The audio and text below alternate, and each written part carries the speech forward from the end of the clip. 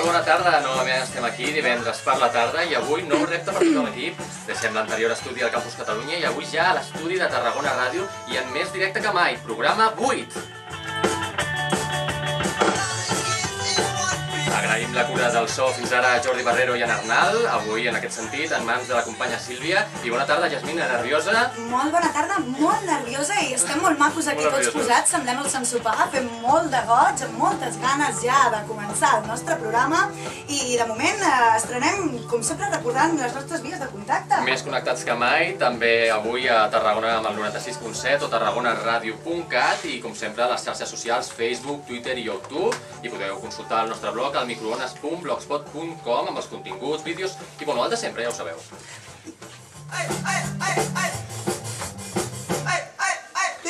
I novament venim carregadíssims de continguts en aquest nou divendres, així que atents que us els avancem en aquest sumari.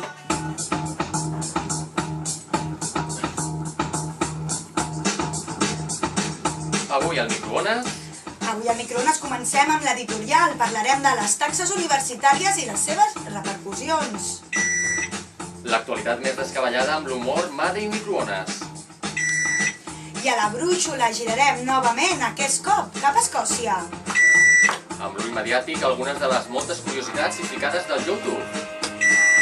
I a la pàgina en blanc tractarem la situació actual de les universitats i les mesures que s'estan adoptant per fer front gràcies, ho parlarem amb la presència de Josep Manel Ricart, vicerector de Política Acadèmica i Científica, i ens donarà doncs, els segons de vista de la URB i què en pensen els estudiants. La URB opina amb els estudiants, sí senyor. A la nota musical connectarem a partir d'ara amb els locals d'assaig de diversos grups per conèixer-los encara més in situ. Avui, Fruit Secret. I també actualitat esportiva amb els carxoferos que avui entrevistaran a l'atleta tarragoní Marc Bertran. I finalment, 3 noves propostes per anotar l'agenda i tancar el 8è programa del Microones. Però abans de tot, comencem amb l'editorial. Actualitat, humor, cultura, esports i moltes coses més al Microones.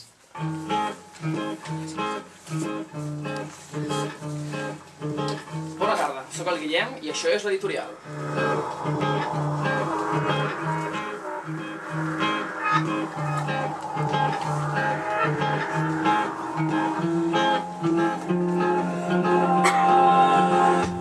Bona tarda. Recordo que a l'inici d'aquest curs universitari, que ja veu pròxim a la seva fi, alguns companys de classe i un servidor comentàvem sense gaire passió, només a moda de curiositat, que les taxes universitàries s'havien apujat una mica més del normal. Mesures anticrisi, dèiem.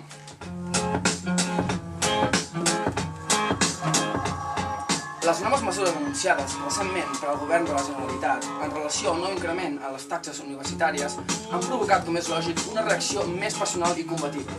La forta mobilització policial que va tindre lloc ahir a Barcelona durant la cimera del Banc Central Europeu va fer ombra a la mobilització i vaga universitària que es va produir a la ciutat. La protesta estudiantil vol aturar aquest desproporcionat augment de les taxes universitàries que per als més despistats serà del 66%. La mesura aplicada a la universitat de la nostra ciutat suposaria una forta injustícia que es tradueix en les següents xifres. Dels 21 euros que costava el crèdit universitari, els estudiants tarragonins hauran d'abonar a partir de l'any que ve 36 euros. Això significa per les butxaques de milers de famílies pagar el doble. Pagar el doble per estudiar a una universitat pública. Sí, heu escoltat bé, pública.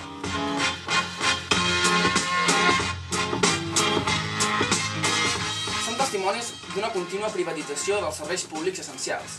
És inacceptable i va contra tota lògica moral restar passius i no protestar contra tals mesures que no són altra cosa que un enèsim atac als nostres drets fonamentals. En aquest cas, el dret a una educació universitària digna i de qualitat. I és que una cosa és fer reformes estructurals per sortir de la crisi i una altra de ben diferent és menysprear el dret a l'educació, que és, al meu parer, el que s'està fent, promulgant un model universitari més elitista i no pas dirigit a la immensa majoria dels joves de classe mitja.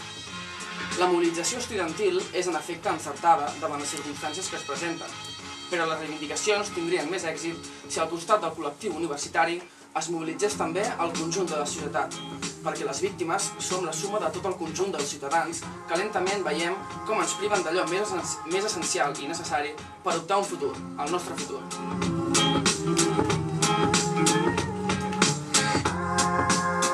Escalfa'ns a les teves orelles. al microones, a Tarragona Ràdio.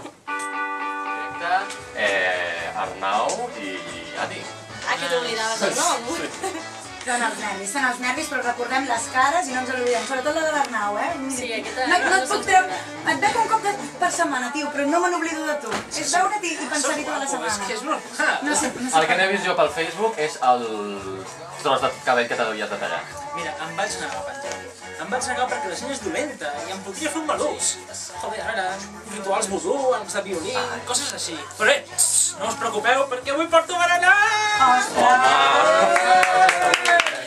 Arnau, Berenarem. que vols que quedem per demà, tu i jo? Després de dir les notícies. Sí, però estic que avui ocupat. estic simpàtica. Recordo que tinc nòvia. Ai, perdona, Sempre les justes. Ara, doncs passo a dir les notícies. Et quedes sense berenar.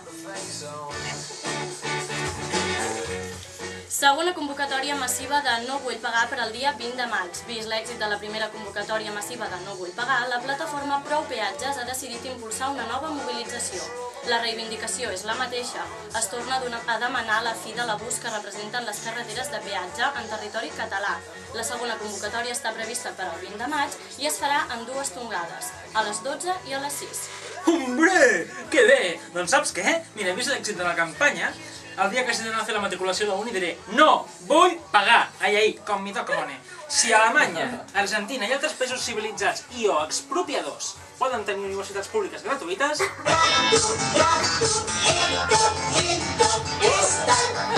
Nosaltres també podem tenir! Però que això no ho pots fer. Clar que sí. És que no ho pots fer, privatitzadora. En fi, una incidència anul·la el servei de Renfe durant mitja hora. Quan faltaven 2 minuts per 1:45 de la tarda, es va interrompre la circulació dels trens de Rodalies i dels regionals de Catalunya pels dos túnels de Barcelona, el de Sants i el del Passeig de Gràcia. El motiu d'aturada va ser una errada en els sistemes de gestió i no un problema generalitzat. Els trens van acumular retards de fins a 40 minuts i no van recuperar la freqüència habitual fins a 4 hores després de solucionar la incidència. Regional Express, destinació, Barcelona, estació de França. És a punt de sortir, de Tortosa. Ah, fuera ja! Aquest coi problema en el cervell! Aneu al neuròleg, al veterinari, on us arreglin ja! Fuera, home! Clar que sí, Arnau, però, sisplau, li podeu portar algun tipus de pastilla o medicina que faci que pari, sisplau, perquè està una mica esbarat. Bueno, no sé si és avui o cada dia, Bueno, va. Va, tira el faltat, sisplau. Arnau, tira el brou. Un segon. És que està menjant. Bueno, doncs prou, que estem en Ja, directe. ja. Ei, nois, voulez-vous coucher avec moi? Clar que sí, perquè ja ha arribat la secció més sexy del microones. El faltat de la setmana. No. Ei, la tècnica de so sexy. Prepara'm el redoble, perquè avui el faltat se l'endú. One more time, Cristiano Ronaldo! O calma, no m'ha fet efecte. El davanter mais buen jugador del mundo i el més guapo i el més rico va celebrar el títol de Lliga del Real Madrid fent gala d'un gran coneixement de la cultura popular del país amb una elegant botifarra dirigida al jugador de l'Atlètic de Bilbao, Javi Martínez. L'espectacle no va acabar allí perquè en Caparrada em seguia donant exemple de senyorio. El portuguès, un segon que avui estic molt d'això, va mig amagar una peineta a més d'un jugador de l'equip de Bilbao. Cristiano! Evita tornar a Sant Mamés, que Toquero t'ha agafat el número.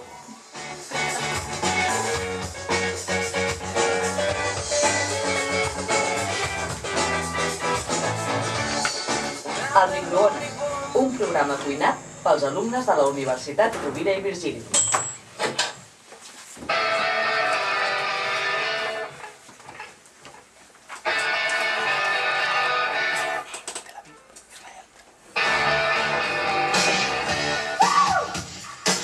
I bueno, com que ja sabeu que aquí sempre anem a última hora i anem sempre esbarats, hem dit que anàvem a Escòcia, però espera, perquè encara anem més lluny amb el Guillem i la Brúixola. On anem? Hola, bona tarda. Doncs sí, ens hem equivocat abans. Anem avui a Tel Aviv, sud d'Israel.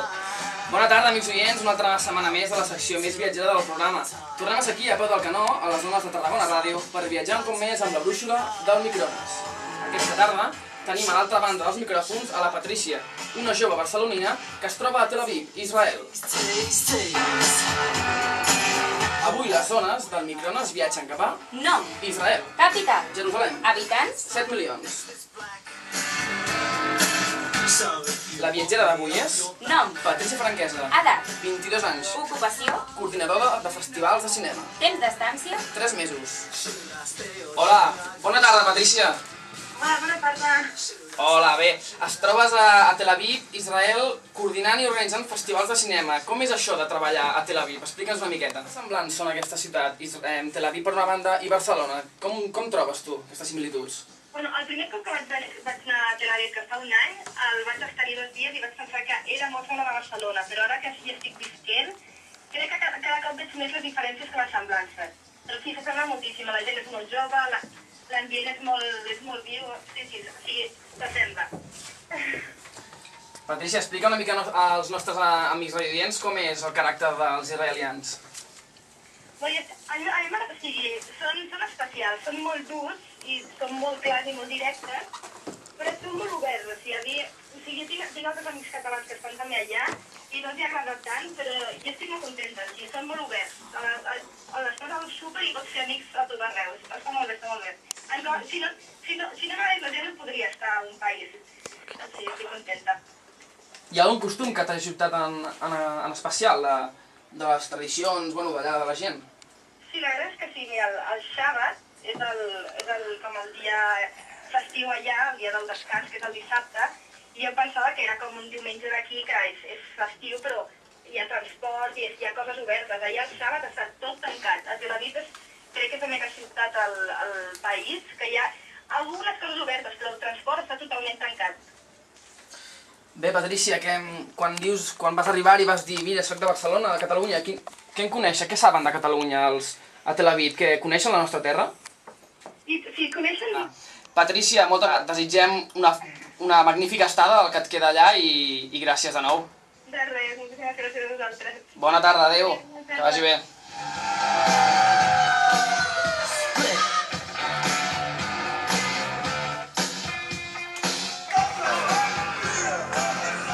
El microones, un programa cuinat pels alumnes de la Universitat Rovira i Virgili.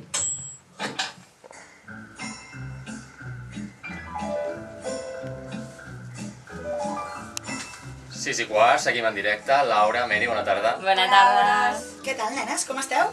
Doncs molt bé, amb les galetes de l'Arnau aquí, que m'està entrant una gana. Ai, que sí, quina tentació, Després del programa, per ara, què ens porteu? Va, vinga, que us porteu una secció entretinguda i molt divertida. Sí, la veritat és que ens anirà molt bé riure una estoneta, i ho dic perquè us portem algunes peces extretes de YouTube perquè pugueu apreciar les meravellositats, per dir-ho d'alguna manera, que hi ha en aquesta web. Sens dubte. Digueu-nos friquis, digueu-nos el que vulgueu, però aquest tema l'havíem de treure. Doncs bé, començarem Però, aviam. Jo no entenc res, del que És diu el que aquest. la moda, és el que dona audiència. Per favor, però aquesta gent no té mare que els hi digui nen a casa Queda't a casa. i no surtis més? No. Tenen un Sisplau. talent molt cool. Vols dir que això dona audiència? Sí, jo crec que sí. I el que escoltarem ara és una noia que està molt segura d'ella mateixa i també crida molt l'atenció. Tengo mucho talento, tengo un carisma, soy arriesgada, me gusta mucho lo que hago. Ante todo mi originalidad, todo lo que hago es inspirado a un artista, pero mi originalidad ante de mí misma, yo me hizo como yo, bailo como yo, me expreso como yo. Cantas. Baby, I'm sorry to yeah, you got this something, like I am, and without you love, oh no, my come something, como again. Crazy to say. Canto como yo, locuto como yo, presento como yo, hablo como yo, vocalizo como yo, no lo sé. Per favor, talleu-li el cap. A mi ja no li fa falta. Per Bueno, favor. ho vist, no? Mare Jo crec que de és el dels millors que tenim a Bru. És una mujer digna d'admirar. Sí. També n'hi ha d'altres, però que prefereixen fer-ho en grup, el ridícul, més que res. I el que escoltareu no es queda en el so, sinó que us invitem a veure el vídeo del YouTube, que suposo que el penjarem després a la web del microones. Va, directe. I escolteu-lo, perquè fins i tot arriben a les mans. You know where I come from, you know my story. I know I got you foolish, but I promise you no more. I'm fine. Puc fer broma per la que travessa la universitat. Lector de política acadèmica i científica, amb qui parlarem de les retallades universitàries. Bona tarda, Josep Manel. Molt bona tarda. I benvingut al Microones. Moltes gràcies i felicitats pel que he sentit fins ara del programa. Moltes gràcies. Per posar-nos una mica en situació, són moltes les xifres que es mouen entorn a les condicions econòmiques de les universitats, però quina és l'autèntica situació en concret de la Rovira i Virgili?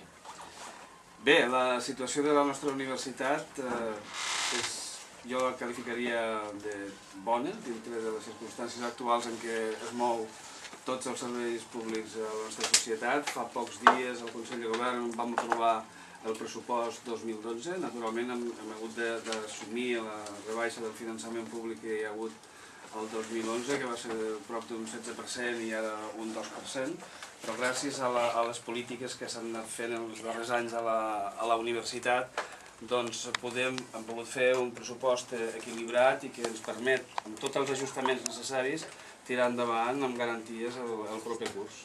Parlàvem de garanties. És cert que la nostra universitat va rebre la qualificació de campus d'excel·lència. El pressupost afecta a l'hora de mantenir aquesta excel·lència, a les beques, a la investigació? Com se sortejarà tot això?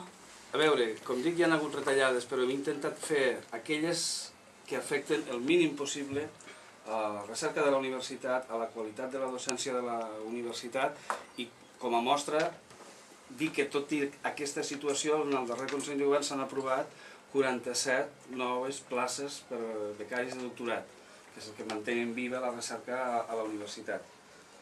Parlava vostè de places de doctorat. El que preocupa molt també, a part de les beques, són les taxes de matrícula. Ja hem parlat d'augments del 66%, del 20% en el cas dels que encara som en perill d'extinció gairebé de llicenciatura.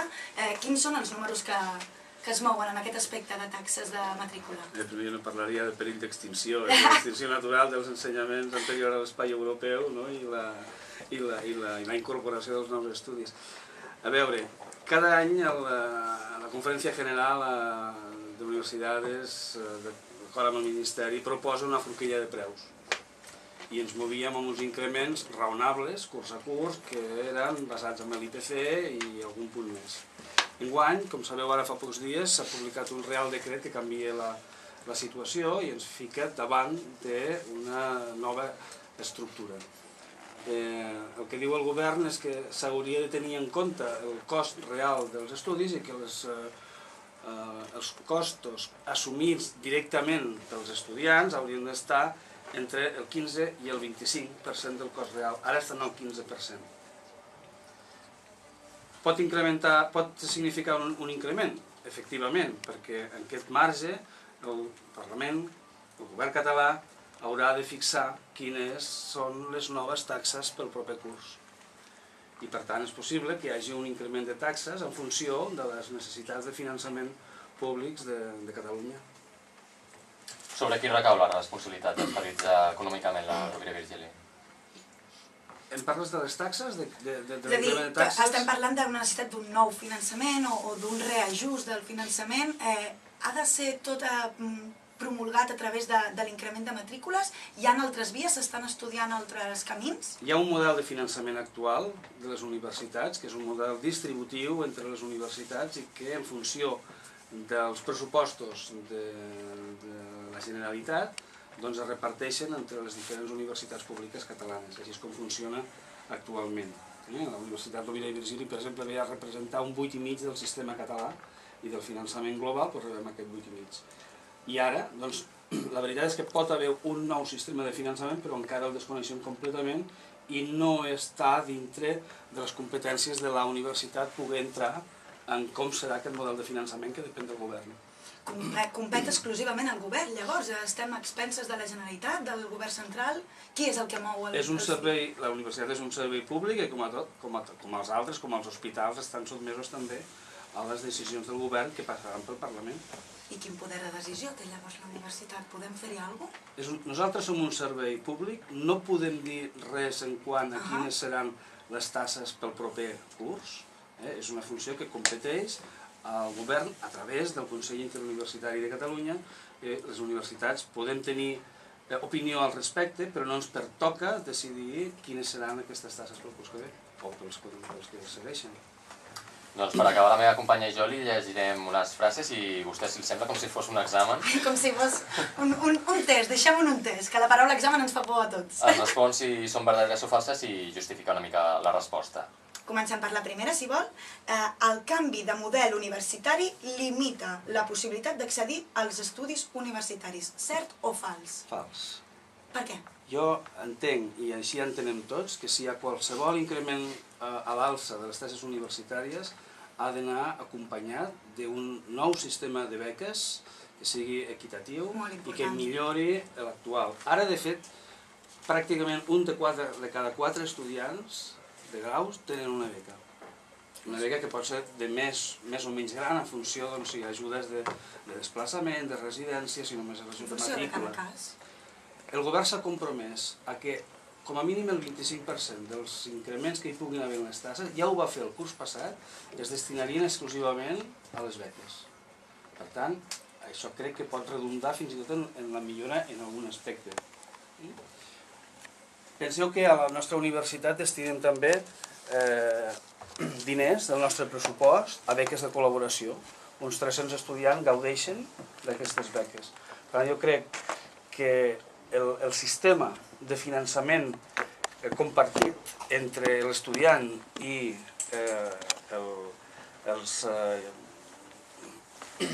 els diners que es deriven del finançament públic doncs pot canviar, però que s'ha d'aconseguir com sigui, que sigui equitatiu i que per tant no permeti que ningú amb talent pugui deixar d'estar a la universitat a l'aprofitament. Doncs anem amb una altra. La conjuntura econòmica en la que s'exigeixen retallades en el sector públic s'està fent servir per reduir el finançament públic de la universitat i augmentar el cost dels ensenyaments per les i els estudiants i les seves famílies. El cost dels ensenyaments és el que és i està en funció de tot el personal de la universitat destinat a ells i està en funció de les instal·lacions de la universitat, etc. Llavors, no acabo d'entendre bé la pregunta, si és que retallades dius que les retallades igual a famílies amb més problemes per afrontar aquests costos? I això ho referim a la universitat o en general? No, a la universitat. A veure, és evident que s'incrementen els costos que s'han d'aportar directament per les famílies, pels estudiants, doncs això mai està ben vist. Ara bé, quin serà l'increment? No ho sabem.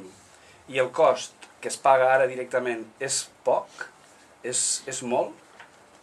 Com ho podem saber, si és poc o és molt? Comparant amb altres serveis públics? Comparant amb altres països? No ens pertoca a nosaltres dir si és poc o és molt. És el que és ara mateix i serà el que es decideixi. Insisteixo en que és normal, i això és de sentit comú, que si hi ha un increment de les taxes, doncs no estarà ben vist pels particulars que han d'anar a la universitat. Sempre que no vagi acompanyat d'unes beques que potser permetran que algú que ara pot anar a la universitat amb justesa, doncs hi pugui anar. Perquè el cost més important de la universitat segurament no són les taxes, sinó que és el temps que ha de dedicar l'estudiant que potser podria treballar. Per tant, el cost d'oportunitat segurament és més important. Ara bé, quin és el benefici? Doncs el benefici que té l'estudiant que cursa estudis universitaris és molt gran, això també s'ha de valorar. Parlàvem d'estudiants i anem a un altre sector de la universitat també prou important. Diu, les retallades estan precaritzant les condicions de treball tant del personal docent i investigador com del de l'administració i serveis, quan no directament, provocant el seu acomiadament. És a dir, precarització, acomiadament de personal. Sí, no, cert i per què? Encara no hem acomiadat a ningú a la universitat i esperem que no calgui fer-ho. La situació que abans us comentava bona de la nostra universitat ha permès que no ens calgui patir al respecte. És evident que han disminuït algunes de les condicions laborals que es tenien abans, per exemple, en el cas del personal d'administració i serveis, cosa que no està amb les nostres competències, sinó que venen donades directament com a personal d'administració pública. En quant al professorat, ens trobem ara amb un decret que pot canviar la seva dedicació docent. No el nombre total d'hores que dedica la universitat, sinó la seva dedicació concreta a les assignatures que cursa i, per tant, també una feina addicional, potser, a la que tenia abans en funció de la recerca que faci aquest professor. De fet, és un model que a la nostra universitat ja el teníem. Ne dèiem pacte de dedicació. Els professors de la universitat tenen la condició d'investigadors actius quan ho fan i això podia modular la seva dedicació a la docència. El problema que tenim és que aquest decret parla de dos casos límits. Qui no investiga i qui investiga, i hem d'analitzar quines seran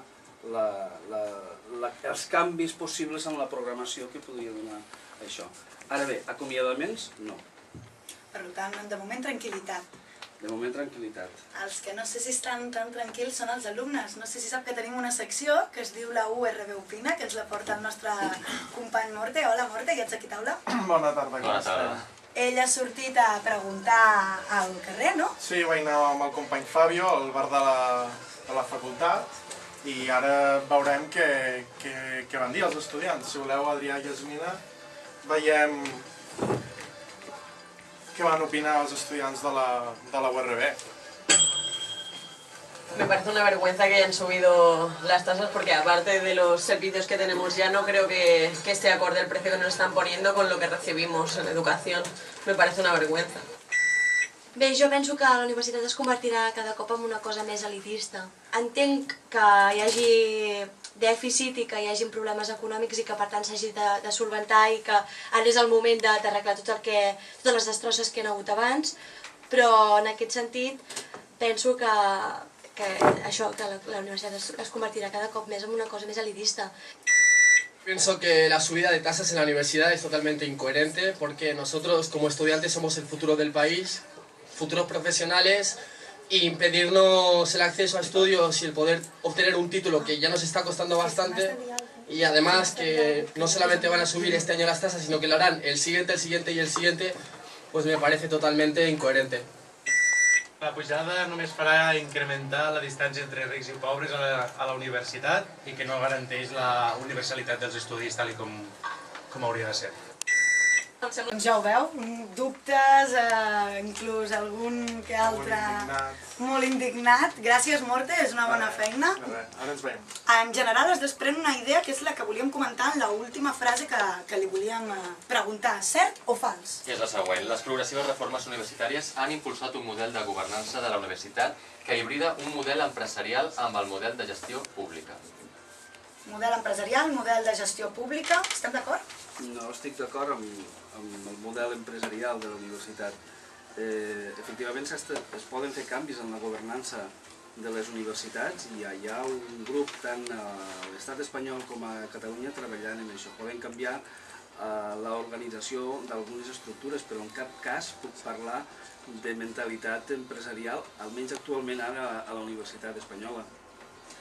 Doncs ens quedaria parlant molt de més rato. En tot cas, ja el convidaríem en un altre moment. Moltes gràcies per la seva assistència. Gràcies novament al senyor Ricard, vicerector de la URB. Gràcies per la seva assistència i el convidem a final de curs, per exemple, per fer una avaluació final de com ha acabat tot això. Quan vulgueu, quan estiguin concretades quins seran ja els canvis definitius pels curs que ve, doncs encantat d'estar amb vosaltres, felicitar-vos de nou per com porteu aquest programa. També agrair a Tarragona Ràdio que doni l'oportunitat de fer aquesta activitat. Avui crec que és el primer dia que és en directe, imagino que sempre és difícil portar un programa com aquest i a més amb tants de vosaltres que esteu aquí, per tant moltes gràcies. Gràcies Josep Manel Ricard, vicerector de Política Acadèmica i Científica, ha estat aquí a la pàgina en blanc d'avui. A vosaltres no marxeu, seguim en directe, tenim moltes coses més al menú d'avui del microones. Us ho perdreu? El microones, un programa cuinat.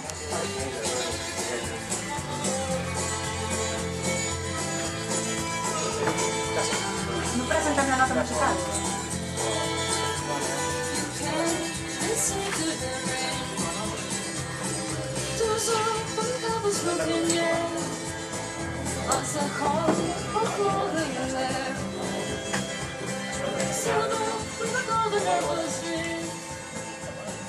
Young girls, but the circles on the green. La nota musical que ens la posa sempre la Laura Márquez i a partir d'ara des del local d'assaig del grup que ens vulgui donar a conèixer, no, Jasmina? Sí, connectem doncs amb ella. Laura, bona tarda. Hola Jasmina, hola Adrià. Explica'ns on et trobes. Doncs jo ara mateix estic al carrer del Baró, a prop de la Universitat Rovira i Virgili, i em trobo al local d'assaig dels Fets Secret. I, bueno, estan discutint entre ells. Però, bueno, jo crec que ja tenim un candidat, Sergi? Bona tarda. Bé, doncs comencem a fer-li les preguntes. Només espero que el directe no ens jugui una mala passada, nois? Comencem. Nom del grup. El secret. Data i lloc de naixement. No ho sé. Components i instrument. Calle Costa, guitarra. Jordi Garrido, guitarra rítmica. Manuel Martínez, baix. Vladimir, l'altra guitarra, solista. Gemma Salvador, veu. I alguna pandereta que recorda. I jo mateix, bateria i els tamborets. Estil musical. Això ho va ficar un crític. Nosaltres no podem ficar-ho. És a dir, podríem fer alguna cosa però ens dona una altra. Més o menys? Podríem fer, no sé, un pop, folk, amb influències de country, però no acabem de fer-ho bé. Nom de l'àlbum i single. A veure, el single, ara estem gravant un EP de 4 temes, però no tenim nom encara. No ho sé. I els cotxes que fem. Sí. Ai, ara. Seria el taloners de... Pues Mishima. Però ja van trucar a Llàstima. Hauríem d'agafar uns altres. Bueno, un altre concert, no? Sí. En què us inspireu? En viure. Un concert ideal? No sé, a la Plaça de les Voltes, el proper 13 de maig, a les 6 de la tarda, a Vilaseca. Un bici o una mania? Bueno, bicis, ja no li busco la ràdio, i manies. Busquem una pregunta que quedi bé per tancar. I el proper concert ja no te'l demano perquè ja me l'has dit, has fet publicitat i has fet tot el que calia perquè la gent vingui a Vilaseca al festival... Com es diu el festival? De música al carrer. Doncs nois, ja ho sabeu, aquest cap de setmana vinent a la Fira del carrer de Vilaseca, aquí que tindrem els Fets Secret i els coneixereu en directe. I de la Fira de Vilaseca, de la Fira Musical de Vilaseca, gràcies Laura, també parlarem la setmana que ve. Ara de moment us deixem amb aquest tema.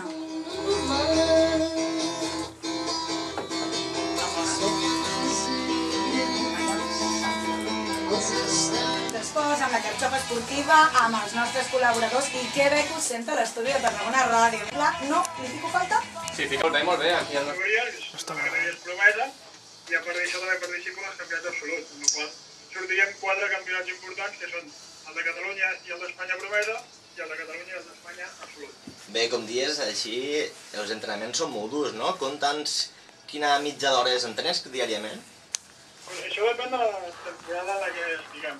Nosaltres, el que és tota la temporada esportiva la dividim en dos, temporada d'hivern i temporada d'estiu, i les dues pràcticament de les mateixes fases. Les primeres serien pretemporada, com qualsevol esportista que fa, i després la fase més important és la de carregar. Nosaltres diem carregar, vull dir, són entrenos molt llargs, poden arribar a durar 2 hores i mitja, 3, sessions de matí i tarda, però al final tot el dia acabes entrant 5-6 hores en temporada de carregar. Bé, i parlant de sacrificis, has hagut de deixar moltes coses, no?, a la teva vida quotidiana per centrar-te en aquest esport? Sí, només el fet d'haver de marxar a Tarragona ja vaig deixar un grup de gent que el vas veient menys, activitats que feia jo a Tarragona, les he tingut que deixar en favor dels entrenaments. Quin és aquest hobby que t'ha sabut més greu deixar? Realment els castells.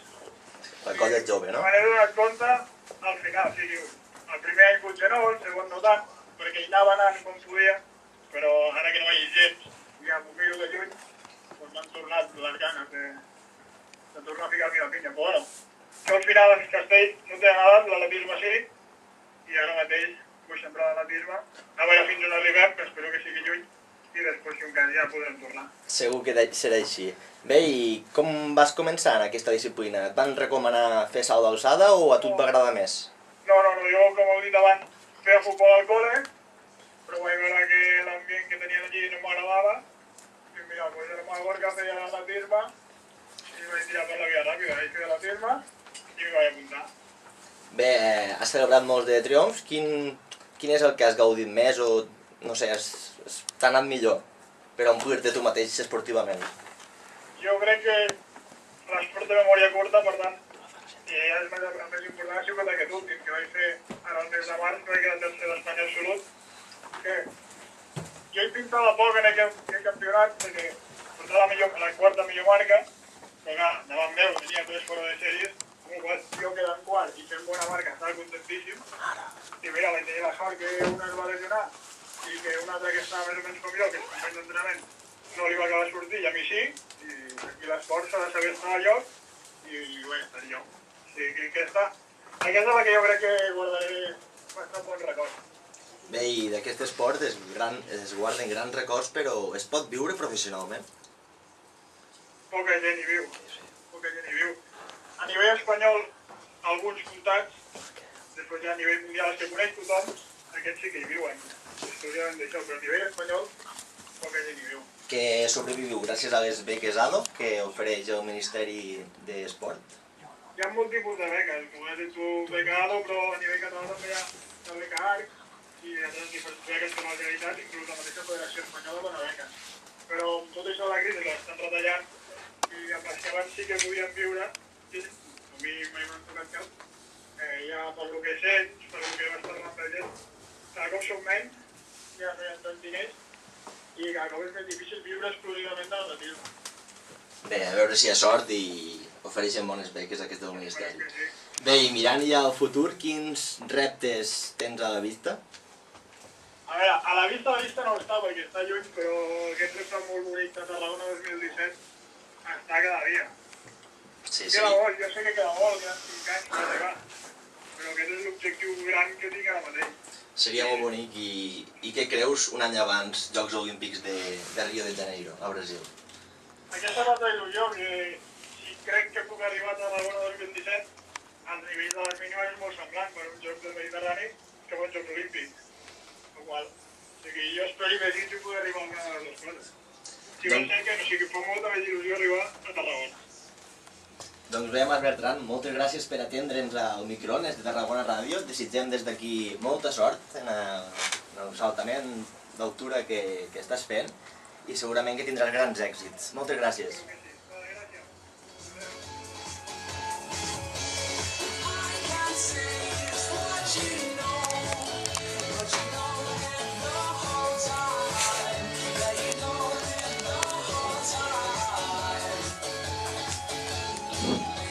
Fes un feix. No.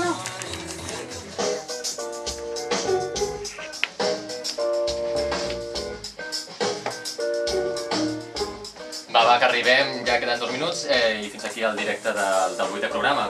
8è programa, i que nerviosos que estàvem. Perdoneu les errades, però la setmana que ve, si hi sou i esperem que hi sigueu, ho farem molt millor. Gràcies per ser a l'altre costat. I si no ho heu sigut, què podeu fer?